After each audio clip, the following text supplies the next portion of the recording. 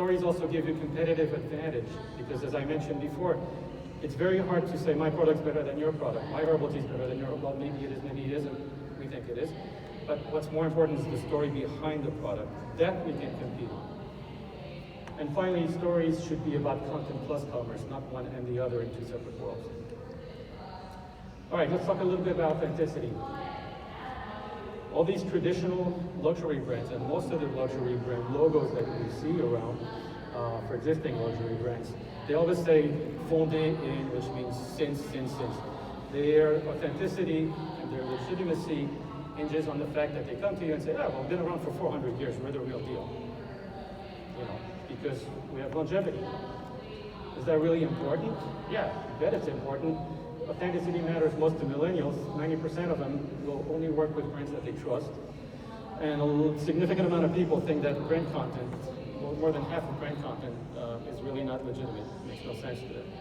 So yes, authenticity is very important to luxury. So in our case, we say, well, you don't have any legitimacy because you don't have a year. And of course we don't have since, because if we had since there, it would be since 2014 and we would look ridiculous, right? But what we do have is this. We have technology, we have digital. And this is what I mentioned before, talking about the QR code that is backed by a blockchain platform that can actually trace the product. So when we go to talk to customers, when we communicate, we say, listen, don't take our word for it, blockchain it. We have mathematical proof in a way, that's really the message behind that. Don't take our word for it. Go listen to other customers who've tried the product, or scan it and see exactly for yourself where it's from. Why is that important? Well, especially these days where everything's fake, right? Fill in the blank. Fake news, fake this, fake that. There really is a crisis of trust in the world.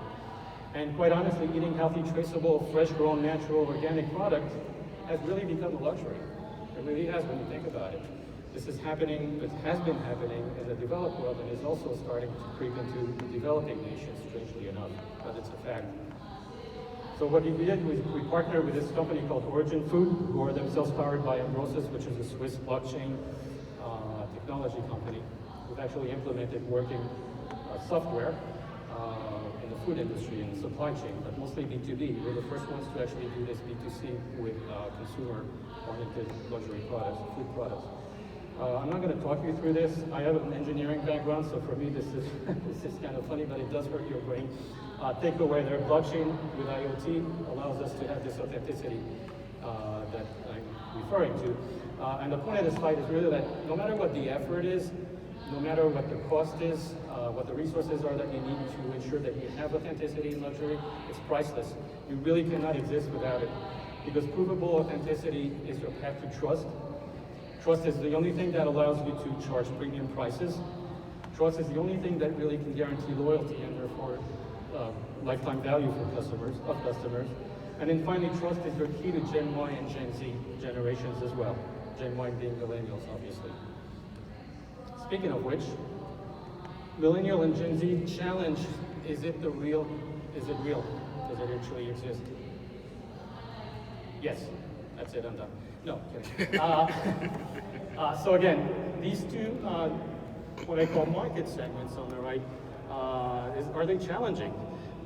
We look at all market segments in our marketing strategy for a couple of reasons. Number one, why leave money off the table by focusing excessively on one segment?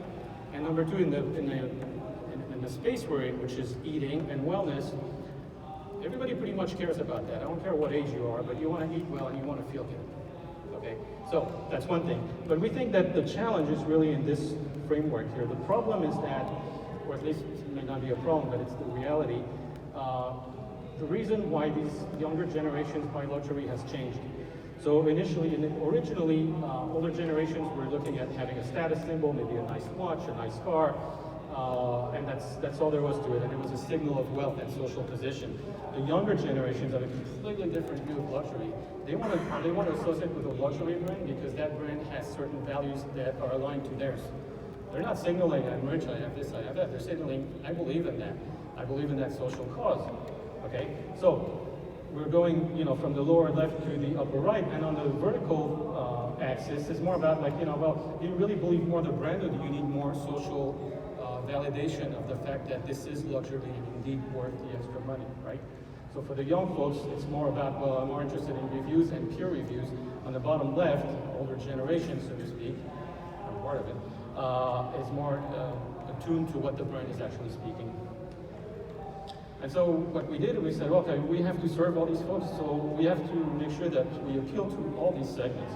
So we also, although we have very exclusive products, we have high value partnerships for those people who still value just the status and well, I'm owning a very interesting, expensive product. Like sometimes we'll sell like one bottle of champagne for $8,000, there's only one in the world. Somebody will buy this, and they're like, oh, you know, this is cool, I have a bottle.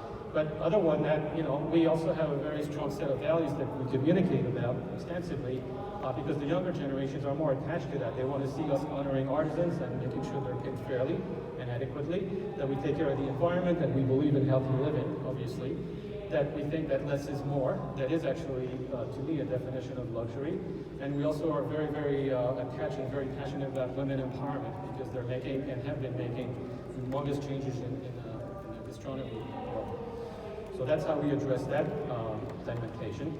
And then the other side of the fence is like, well, you know, would I rather have a product or would I rather have an experience? This is kind of goes towards what we talked about when it comes to retail.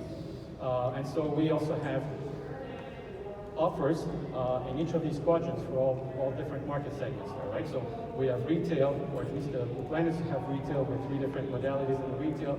A formal, traditional restaurant, if you want, a finger food tapas bar, which is much younger, much more community-oriented type of approach, and then a fine grocery store as well, right? And then we have obviously fine grocery online shopping available, and then we have private label foods, and then we have the private events to the left for people who are more into like, well, hey, I want a private event on my yacht, right? Those are the kinds of customers we're talking about here, baby boomers and Gen X.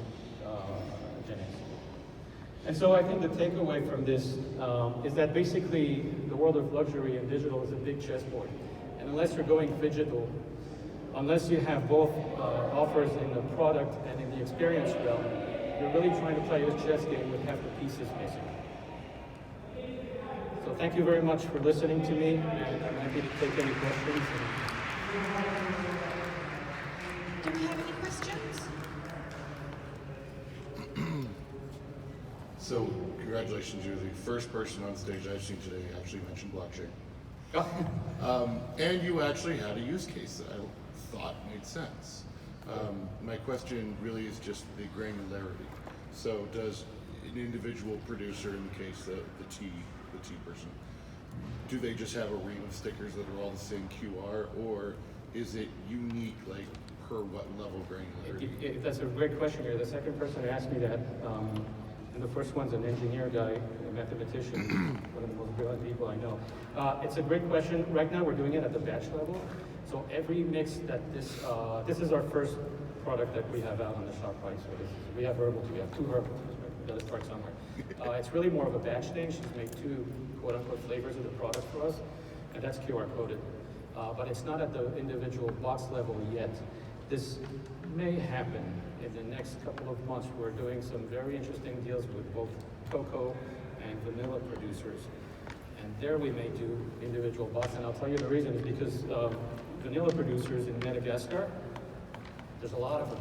This woman, she's alone, she has 10 acres, I don't know, but these guys, and we want to be able to trace the product back to Joe or Bob or Alex specifically is the guy who actually took your product from, so we have to be more granular there. Very good question. And I'm sorry, can you also expand on the IoT, how that plays in? So, so somebody, like in a fisherman, grabs a fish, slaps a tag on it. That's where the IoT comes in. This thing communicates to the blockchain actually and puts an asset in there. The asset is tagged and and so on and so on. And then we actually have gazillion data points, right? We can figure out, do we want to take the temperature? Do we want to take the guy's name? Do you want to take the serial number? Anything you can think of, right? And then then after that, it's like, well, what do we display to the consumer, right? Because they can drill in with it, whatever. So yeah, there's a lot of flexibility there. But that's where the magic comes actually. This platform, the combination of IoT and blockchain is actually where the magic happens. Thank you. Everybody wants to go to cocktail. Thank you, Jerome. Really, really interesting. So that's all for today, guys.